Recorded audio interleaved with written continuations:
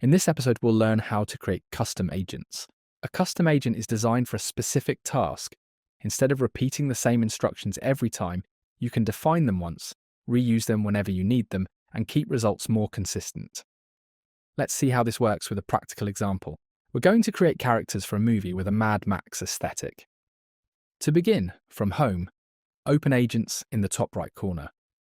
In the conversation, we describe the task we want the custom agent to handle. In this case, we ask it to work from a short briefing describing characters and their vehicles. Based on that briefing, it should create detailed prompts and generate one image for each character. We also specify that it should always use Nano Banana 2 with a 4:3 format in 4K resolution, and that the background should always be white. With this instruction, the agent creates it automatically.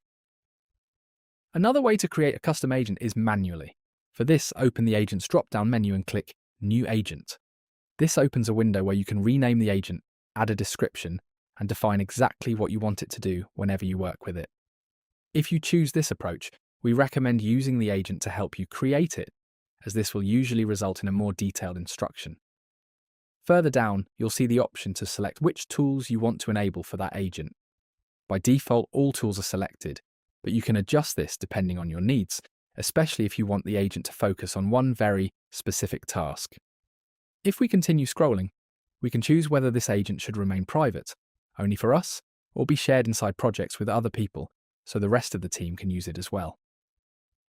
Finally, we have the knowledge option. This is not mandatory, but it improves the agent's capabilities when working on tasks that require more context.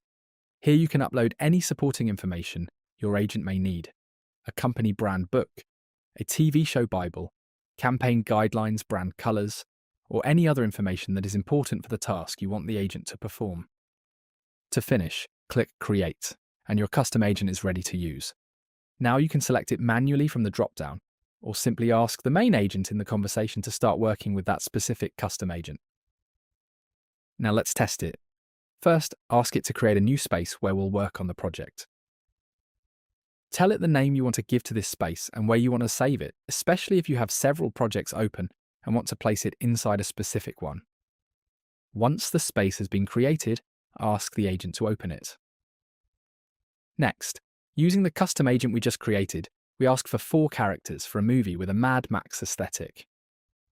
The characters are a man in his 40s who drives a 4x4 van, a woman in her 30s who drives a rally-style car, a man in his 60s who rides an off-road chopper-style motorcycle, and a woman in her 20s who rides a retro off-road scooter.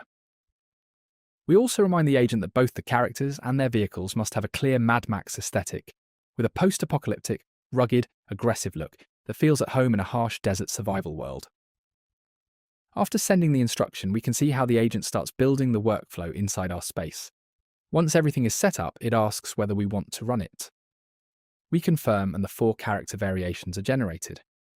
From here, you can iterate as much as needed, creating new characters or adapting the process to fit the project.